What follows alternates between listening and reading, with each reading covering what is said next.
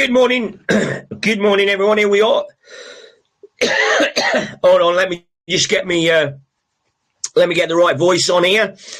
Good morning, everyone. Here we are. It is, of course, the Fruit Nut News on, of course, the 25th, ladies and gentlemen, the 25th of course, April 2000, and, of course, 26. We are fastly approaching the Rent Boys. We are fastly approaching the EBS. We are fastly approaching the cutting of the cables in the Strait of Hormuz.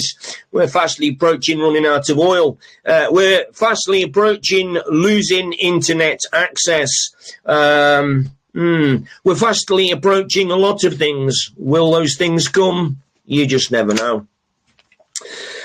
Anyway, good morning, everyone. Hope we're all okay. Okay, the voice seems to be just getting there now. So let's have a quick hello to everybody.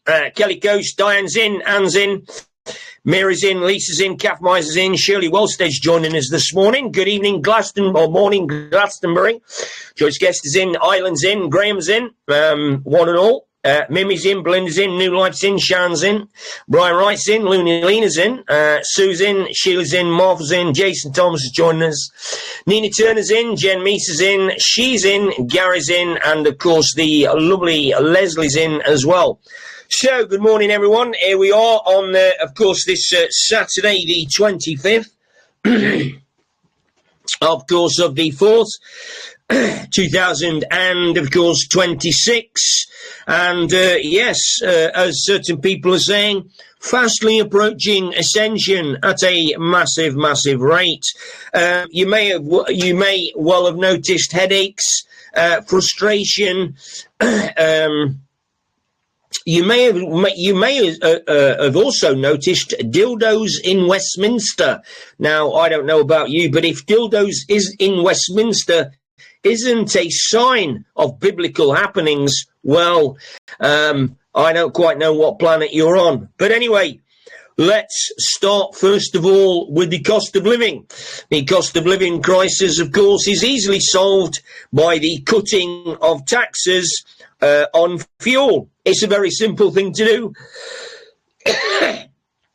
You would have thought that by now the government would have done it in order to ease the burden on, of course, the British people. However, of course, like the migrants, they want to keep the pressure on.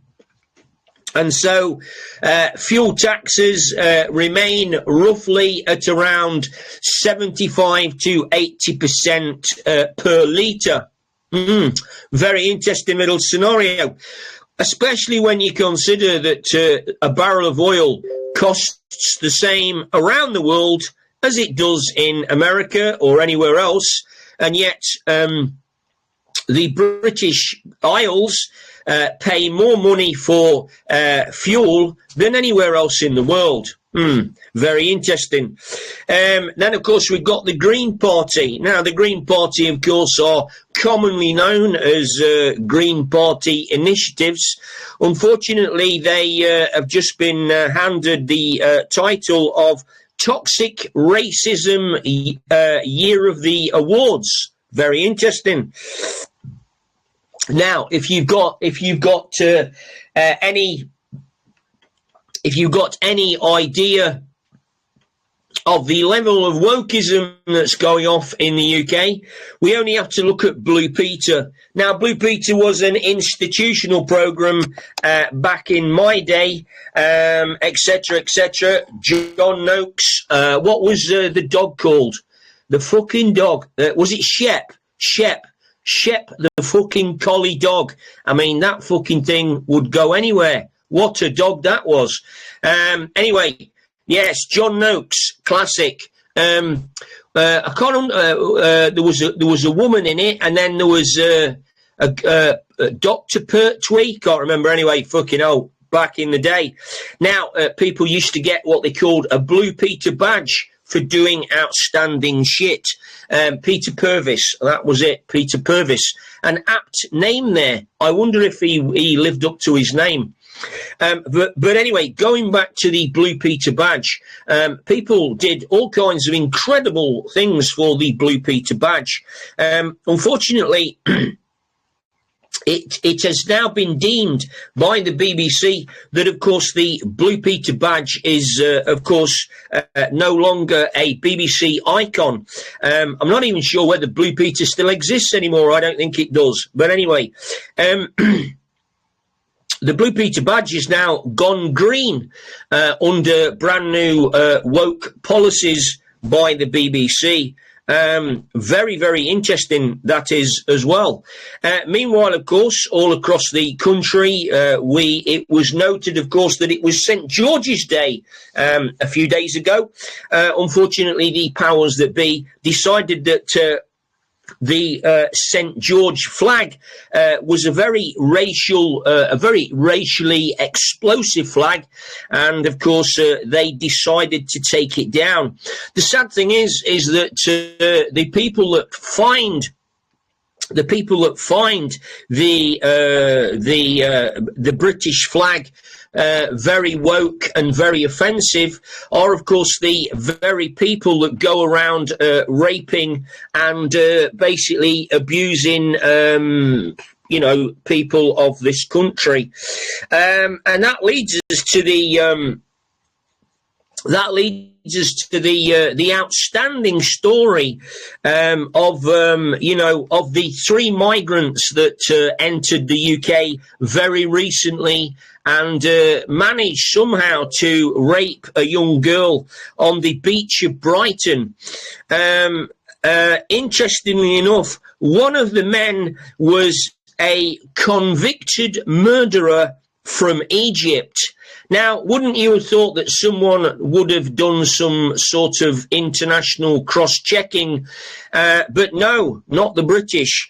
No, not the British. The British, of course, have to accept every fucking body under the sun into the country in order to rape and pillage the whole of society.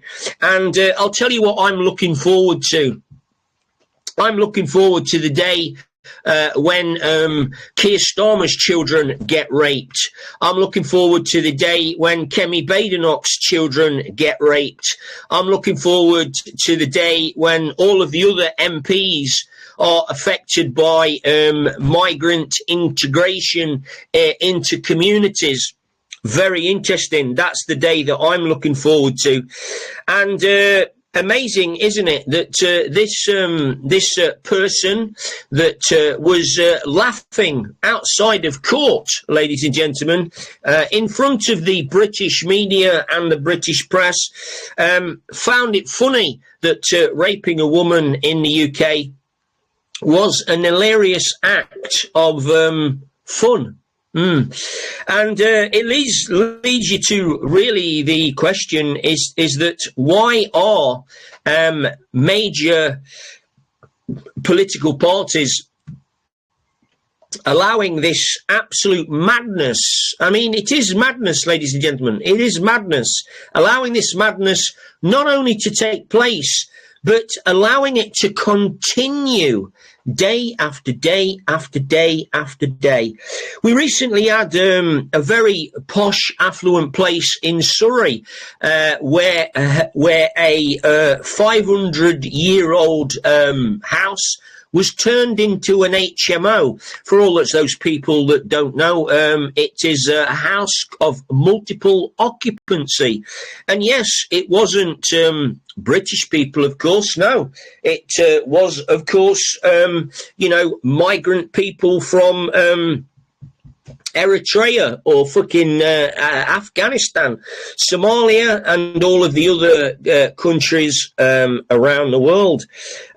Absolutely madness. The only way that the local people found out about this house of multiple occupation was the fact that one man was arrested for harassing children outside of the school during school times. Very interesting. And now, of course, there's an absolute massive uproar in regards to Surrey Council, and I'm actually not fucking surprised. And then, of course, we have all of the houses and places in London that, of course, are now being advertised as Muslim-only residential areas. Absolutely amazing. Apparently, only Muslim people can apply to be housed in these flats and houses, apparently all across London. Isn't that not racism in itself? It does lead the question, doesn't it? Now, it's now been confirmed, of course, as we well know, that cancer has now hit an all-time high. We have turbo cancer. We have dropping down dead cancer. We have all of a sudden cancer. Death by cancer. We have, what else have we got? Rapid cancer. We have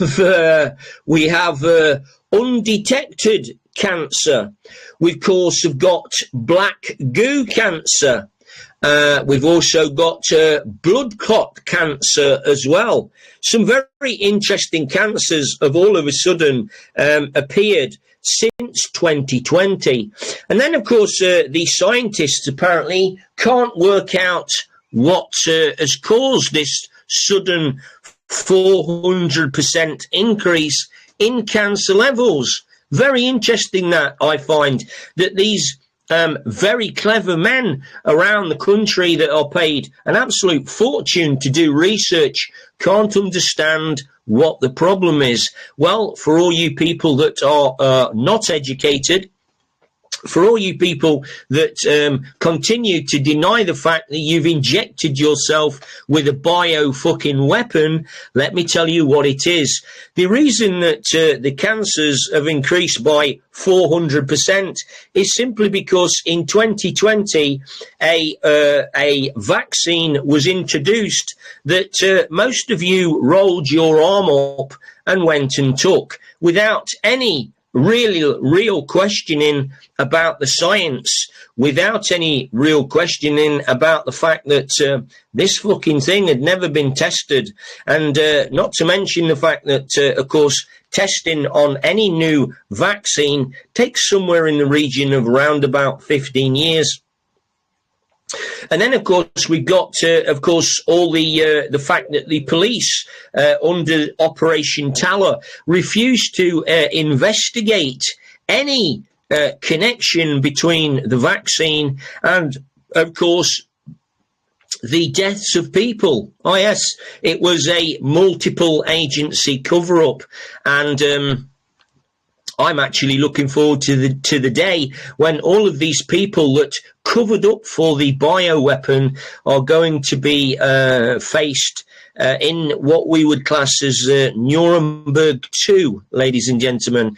And I want to be able to look those people in the eye and just say to them, really? You really thought you were going to get away with it? But the thing is that these people have been getting away for it for a very, very, very long time. And to be honest, it's going to be rather a shock to their system when they realise that they've been caught. Some of them, of course, have already had a taste of this little realisation on camera in all kinds of different scenarios, and you are going to see it more and more and more and more. So bring on the day. Bring on the day. Now, meanwhile, of course, Russell Brand, apparently a New Age Christian, knows everything about the Bible and has completely turned the corner. He's turned himself to God after a very inconspicuous previous life, and yes, and while on the show, Piers Morgan, he was asked to explain a passage that he wanted to read out in the Bible. Unfortunately, he couldn't find that passage in the Bible, and he spent around about 10 minutes umming and ahhing, and then basically just read something off the top of his fucking head. not really a man that has studied the Bible in any great detail, I hear you say. You are right. Now, just like Iran, of course, people are now talking about the Falklands. And this, of course, is because Donald Trump has stepped in, and that Donald Trump has said that Britain should denounce the Falklands. And, of course, there's absolute fucking uproar. Now, if you remember, Margaret Thatcher dispatched a large armada of military personnel and capability to the Falklands a few years ago. What they didn't tell you was why. What they didn't tell you was why. And let me tell you why. Argentina was going to open up the Falkland oil field, which happens to be an absolute massive oil field. Let me tell you what this would have done economically. Economically, of course, what that would have done, it would have reduced the price of the oil. It would have reduced the price that Lloyd's of London were making through the sales of oil. Very interesting, I hear you say. Now you can see, not to mention the fact that the Falklands is sat on all kinds of gold and minerals and iron ore and all kinds of shit. So the question is, of course, why didn't Margaret Thatcher basically drill the Falklands? And why didn't all that oil find its way to the UK, which could, of course, have reduced the prices for the British people and, of course, made life a little bit easier in the UK for the tax-burdened islanders, so to speak. And, of course, this is rather interesting. This is a rather interesting scenario because, of course, we believe that this is what Donald Trump is trying to do. Donald Trump is trying to open up the Falkland oil fields. And, of course, the British are against the fucker. Now, if we link that to Iran, you can also now see what's happening in Iran. Iran is run by Britain, if you don't know. And if you don't know, you must be as thick as fucking two short planks. Because Iran has been run by the British Empire for quite a while. And you may wonder why. Well, once again, it's very easy. It's to control the flow of oil coming out of Iran. Not only that, it's to give certain amounts of oil to certain groups of people who are, of course, should we say, illegitimate and dealing in what we call the black market. Now, of course, what you can do, you can then launder that money because it's not officially on the books, and you can launder that into, of course, should we say nefarious projects, i.e. black ops, i.e. military juntas, etc., etc., etc., and you can control things around the world. So don't be under any illusion that the British have got nothing to do with Iran, because yes, they have. The Shah of Iran was replaced in 1979, according to JT. Now, JT, of course, is a knowledge of experience and, of course, knowledge that we use quite often.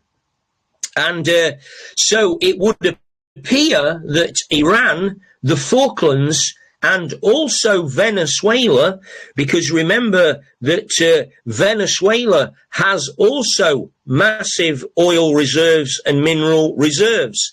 Now, don't forget that these countries were massively controlled in order to not only stop Argentina from getting rich, not only from stopping Iran from getting, and when we talk about these people, we're talking about the Iranian people, okay?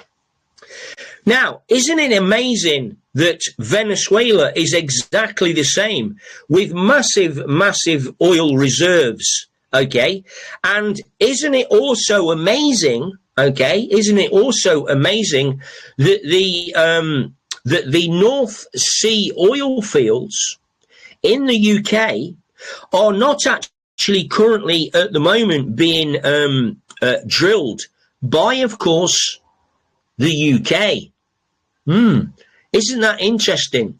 Now, of course, wouldn't you have thought that the British government would want to drill the oil fields of the North Sea, sell the oil to the British people for, let's say, 10p a litre, let's say 10p a litre, no taxes, no charges, anything surplus gets sold and, of course, gets ploughed back into the British economy. Not some foreign economy somewhere across the world, not some black ops fucking psyop fucking regime in fucking the Congo. No, back to the British people. You may wonder why we've got fucking millions and millions of potholes. The reason that is, of course, is because the money that you pay in taxes, council tax, chocolate tax, VAT, inheritance tax, all that shit, it all goes to a fucking scout hut in the fucking middle of the Congo. And then it gets laundered back through the company's house situation using shell organisations. Shell organisations, ladies and gentlemen, are basically, it's a very interesting word, shell. What shell means that it's a fake company. And they produce fake accountants. In fact, I don't even know whether they do any audits at all. It's a common knowledge, and if you don't know this again, you must have been sat at the back of the room or be completely deaf.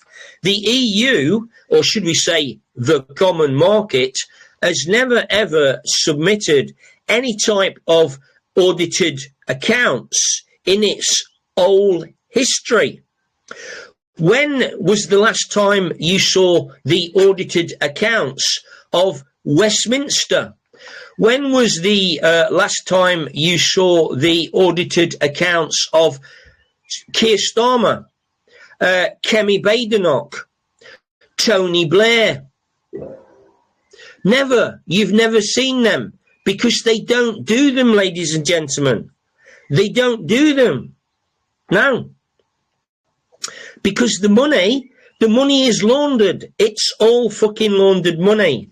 And when people wake up to this this fucking idea, okay, it will be absolutely about fucking time. I'm sick of and tired of trying to explain to people the way that the world works, for these people just to turn around and not even debate it. They just walk away because they don't want to have the conversation. It's fucking unreal. Offshore accounts. I mean, offshore accounts all of a sudden flags up corruption to me. I mean, maybe I'm weird, I don't know. Now, something very interesting has happened in America. Now, America had what they call the Fourth Amendment, which protected their homes. Now, you may or may not know, but in America, unless people have got a warrant, i.e. the police, they are not allowed to enter the home. The home was always classed as a sacred American place under the Fourth Amendment. Now, the police and the authorities could nick people on the street, but they could never go to someone's house unless they had a warrant and evidence to suggest that that warrant was valid. Even in America, the post boys, the post newspaper boys in America, have you ever wondered why they don't deliver the newspapers and the post to the door? Well, that's because they don't. And have you ever wondered why the mailbox on an American home is on the boundary of the property? And that's because under American law, anybody on your property can be shot legally without any recourse. Now, America apparently have just passed a law that now allows law enforcement or anybody to enter your property due to a safety issue. Now, remember this. Remember that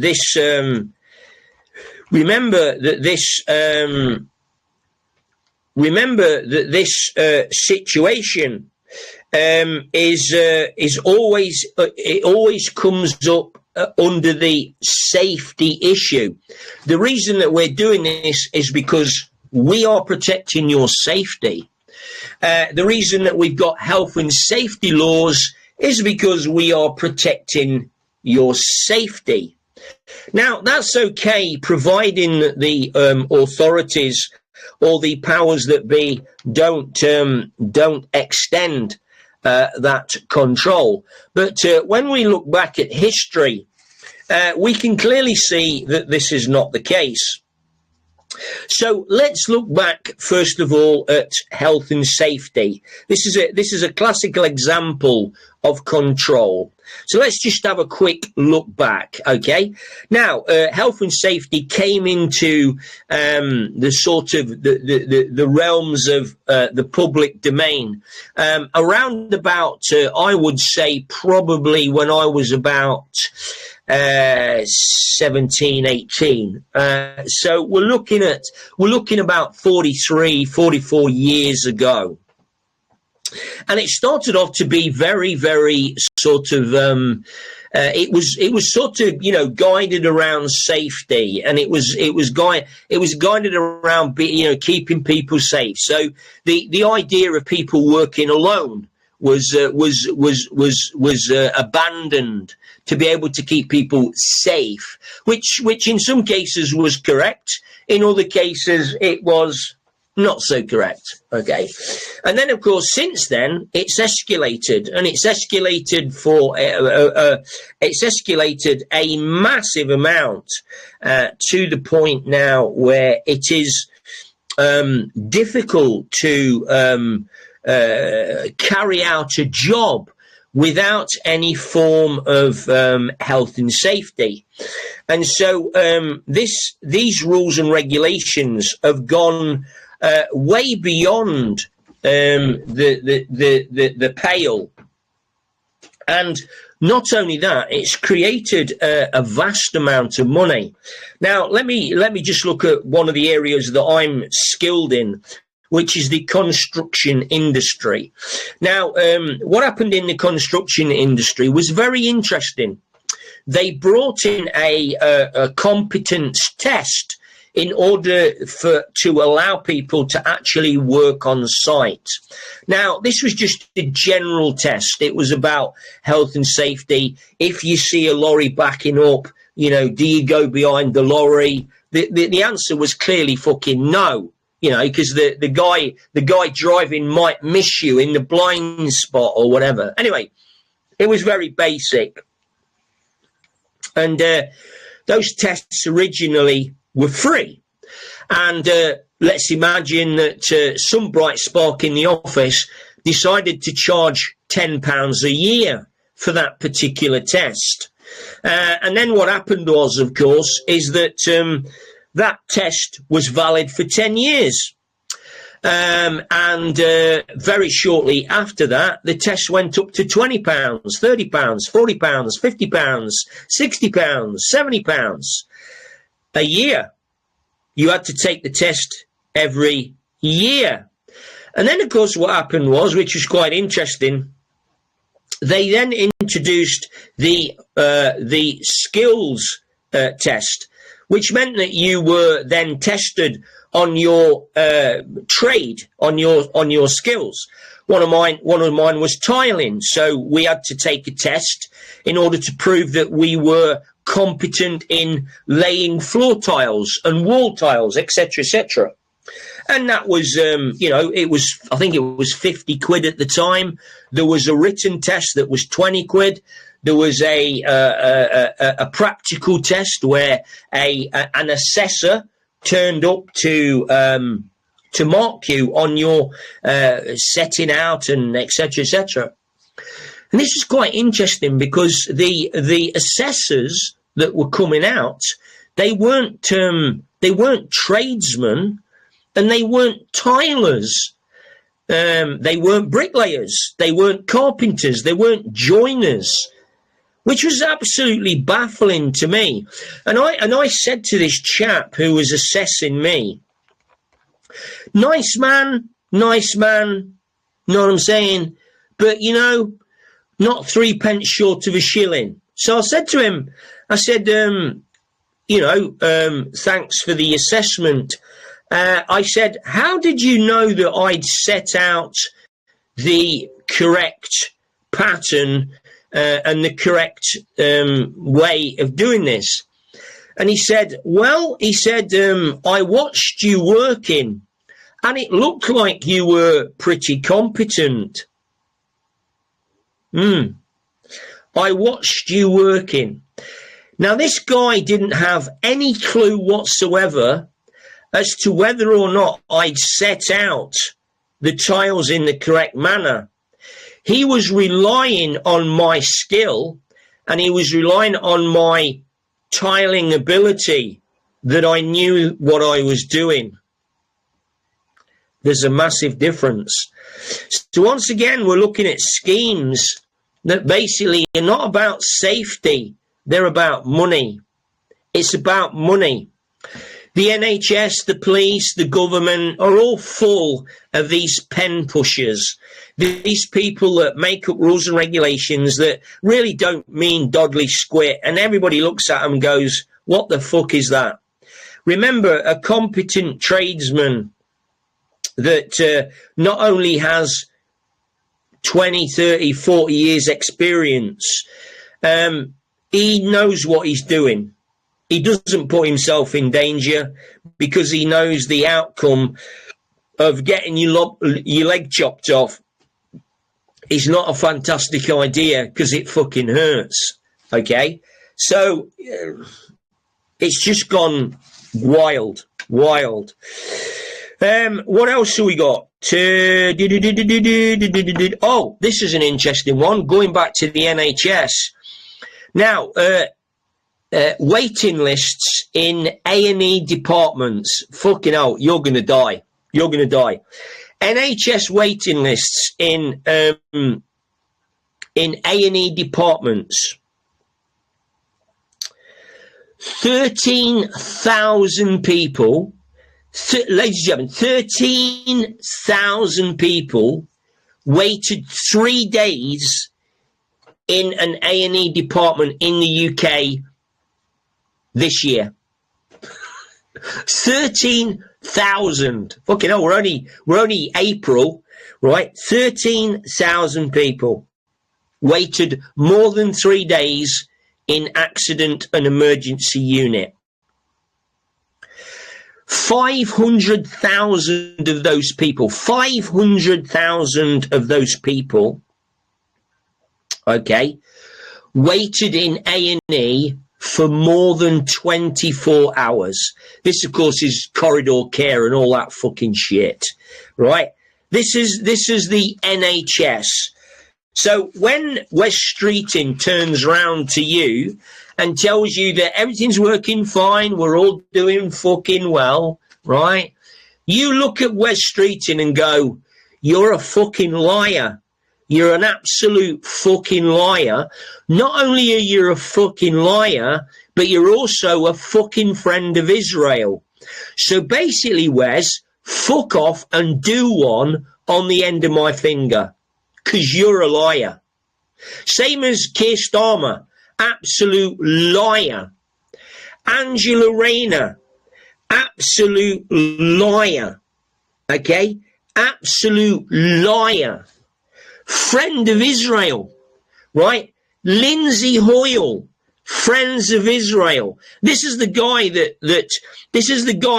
threw out, okay? He threw out 2 members of Westminster who called Keir Starmer a liar, which is actually true.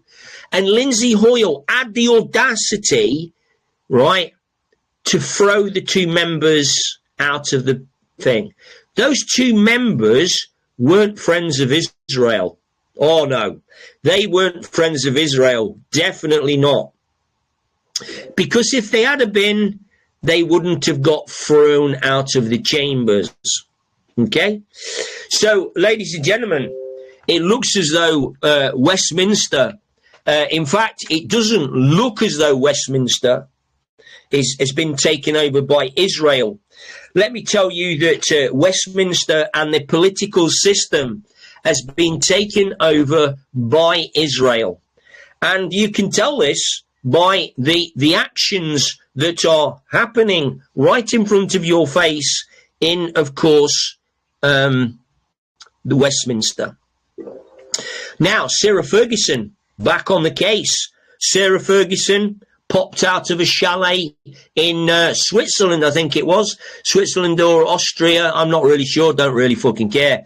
But yes, so Sarah pops out for a curry, as you do on the slopes of Switzerland when you're not skiing. Apparently, she's been offered £2.5 million to actually tell everything about everything, which is quite an interesting one. Meanwhile, Lucy Letby, the Lucy Letby case, another senior member of the healthcare team working alongside Lucy Letby has been arrested and charged with perverting the course of justice. Now, what that means is perverting the course of justice, ladies and gentlemen, is the fact that this person was a fucking liar. Now, who's been perverting the course of justice? Oh, yes, Keir Starmer, Lindsay Hoyle. Who else? Oh, Wes Streeting. Who else? Oh, yes, Angela Rayner. Angela Rayner, who could be the next Prime Minister of the UK. God fucking help us, our fucking men. Right? Yes, very interesting. Now, it appears due to the Epstein files that apparently flats in London were basically used to house Epstein victims, apparently. Unfortunately, the police cannot investigate because, of course, the flats and houses in question have now been occupied by certain migrantal fashions, and so the houses have now become out of bounds. How convenient is that? What else have we got? Now, the ITV News have claimed that cancer cases have spiked at 80 cases. One case every 80 seconds. That's about 1 case a minute. Oh, of course, it's nothing to do with the vaccine. No. What else have we got? So, Bulgaria.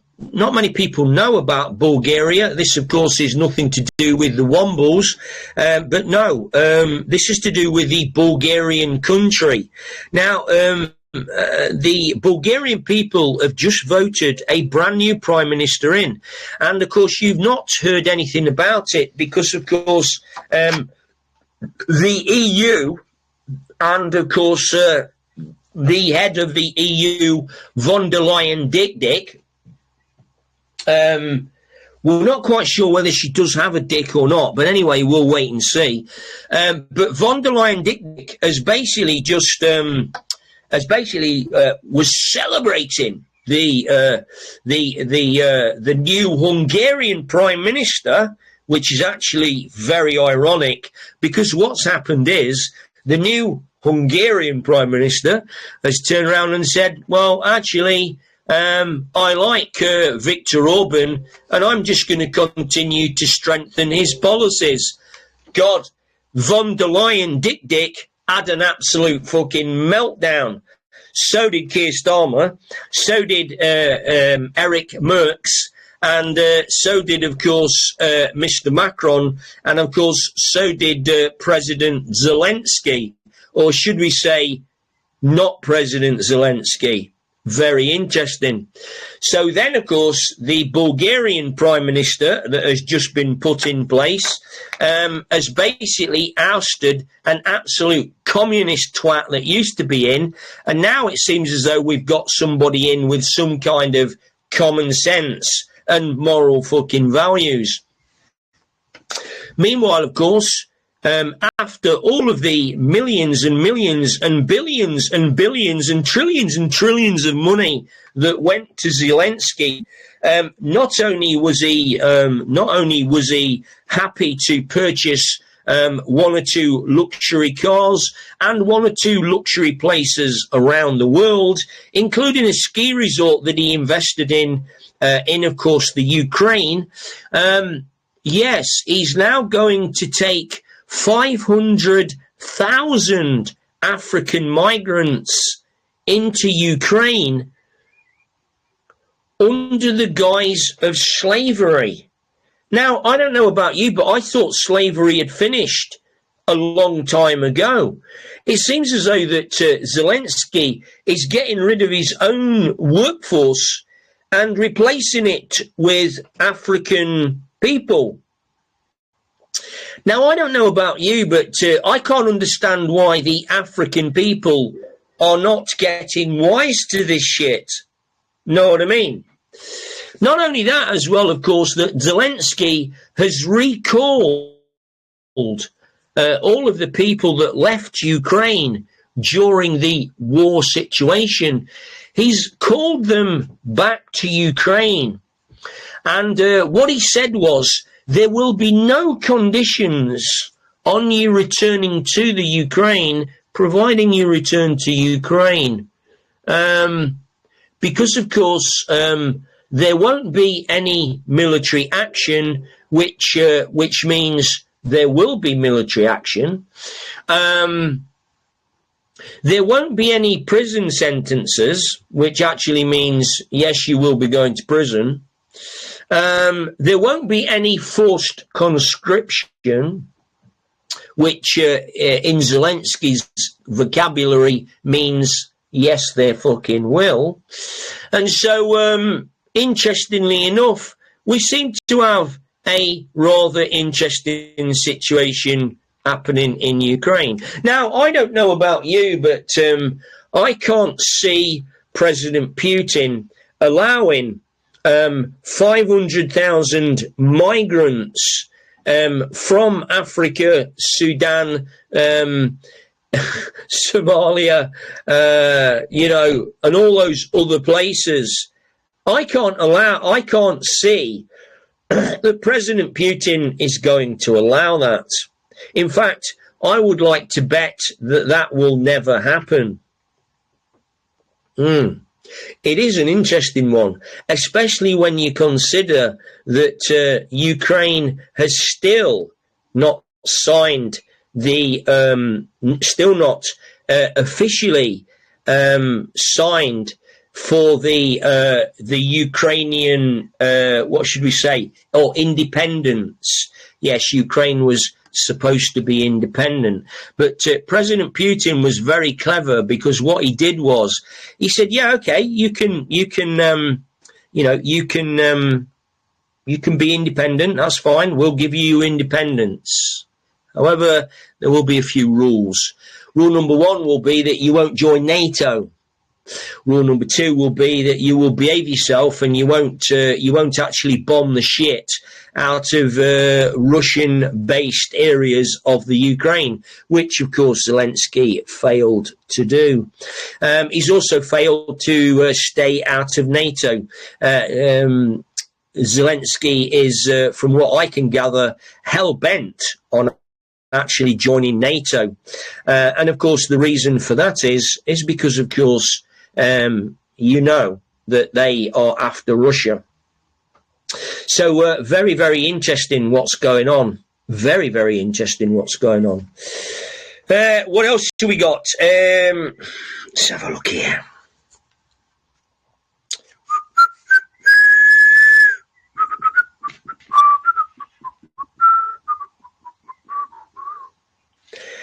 Now, Netanyahu has come out.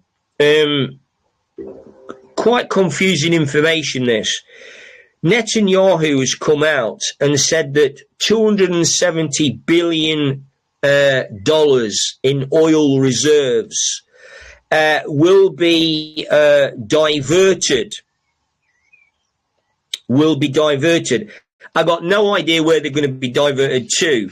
But let's remember that a few days ago there was a video online of Netanyahu's wife, who was looked to me like she was very under the influence of drugs, and it seemed to me it said that she'd been arrested.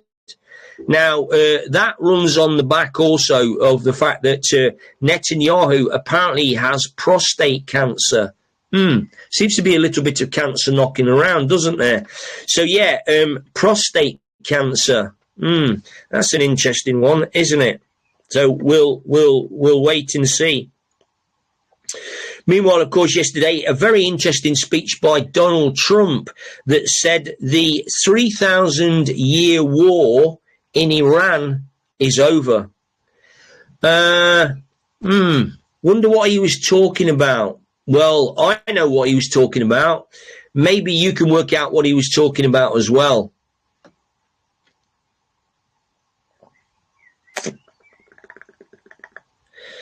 Oh yeah, now Tommy Robinson. We're not quite sure what's gone on here, and it's a little bit difficult to pick up what it is. But apparently, a few days ago, the Tommy Robinson march thing apparently was cancelled, and Tommy was asking for more money, and then all of a sudden it turns out that it wasn't cancelled and there was enough money, but please send more money.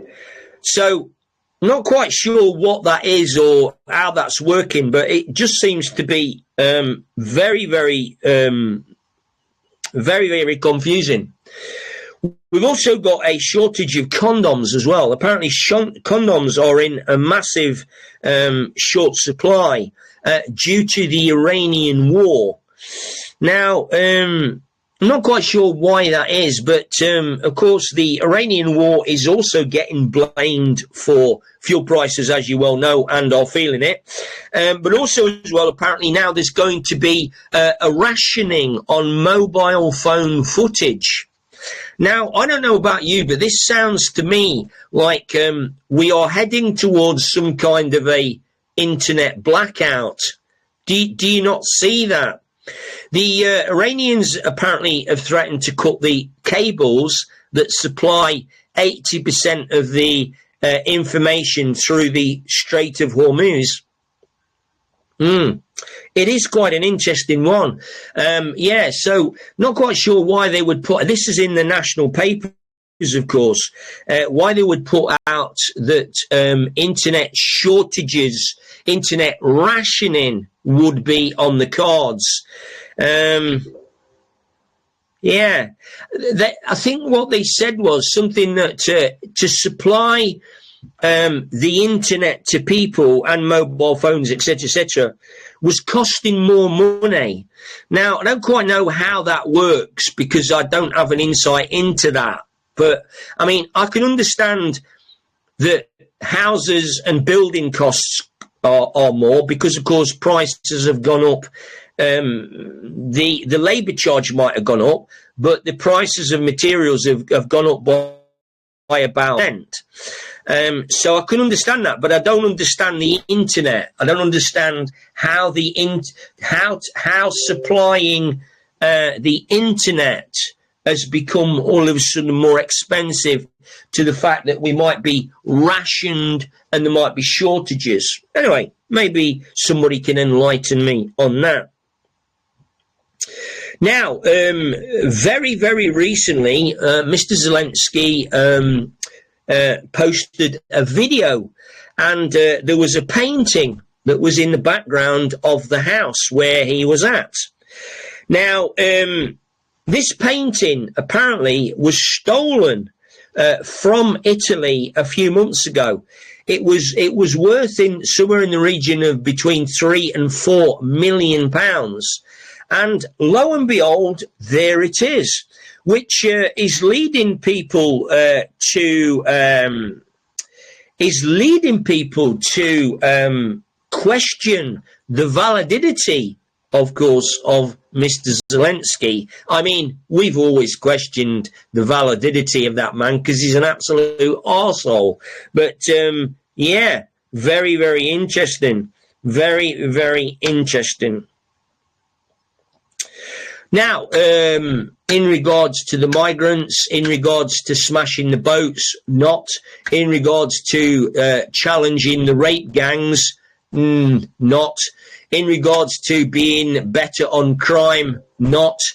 Shabib Mahmoud has decided to give another £1 billion of taxpayers' money to the French authorities to do fuck all about the gangs coming across the English Channel, which actually aren't coming across the English Channel because that's an absolute fucking load of bollocks. What you need to understand is that 5 or 6 planes a night are flying into Manchester. Manchester has its own immigration terminal that is flying in these people. I think it's what's his name? One of the prime ministers, the ex-prime minister the ex-politician that has blown this out of the water. So, interesting stuff. Right, ladies and gentlemen, unfortunately, on this, a more cooler day and overcast day in the northeast of England, and there wasn't any spraying yesterday, let me tell you. This seems to be low-flying fog. Very interesting. I am going to get myself off and get on with some work. Andrew Bridgen, that's it. Andrew Bridgen was, of course, the MP that basically blew the lid on the Manchester terminal, the terrorist terminal at Manchester Airport, and these guys being flown in. Very interesting, to be honest. Andrew Bridgen also was a victim of the HS2 situation. And, of course, the HS2 situation was where I think Andrew was made to sell a farm that he had, which was, it was in his family, like, for years. And I think he knew what was going to happen in regards to the HS2, and he fought this. And apparently he was forced to sell the farm. And then, of course, what happened, classically, the HS2 rail project was basically ended. And, of course, Andrew now finds himself with the fact that his farm has been sold. He can't buy it back, okay, even though the HS2 line has been stopped. He can't buy it back because the authorities just have already purchased it. It's a very interesting situation. Very, very interesting situation. Anyway, we will, of course, let that unfold as we move forward, so to speak. Anyway, listen, take care, enjoy yourself. We will see you all again very shortly. And we'll take it from there. Who knows what's going to happen? I can just see more and more chaos coming. I can definitely see more and more OCD coming, and more and more zombie-like characters due to the due to everything basically being exposed. So if you have got underlying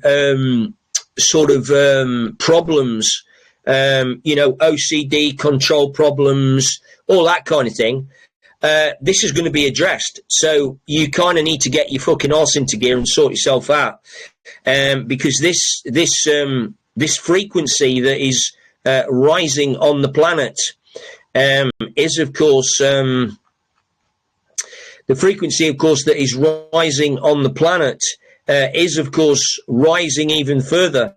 And so Manchester Airport, elite child trafficking. Andrew Bridgen knows. And of course he was targeted because, of course, he not only was he exposing the jabs, but he was also exposing everything else. It's interesting, isn't it, that he's kind of been booted out of his position as an MP. Very interesting. What do they call it? Old boys club. Anyway, love you loads. Take care. Have a great Saturday.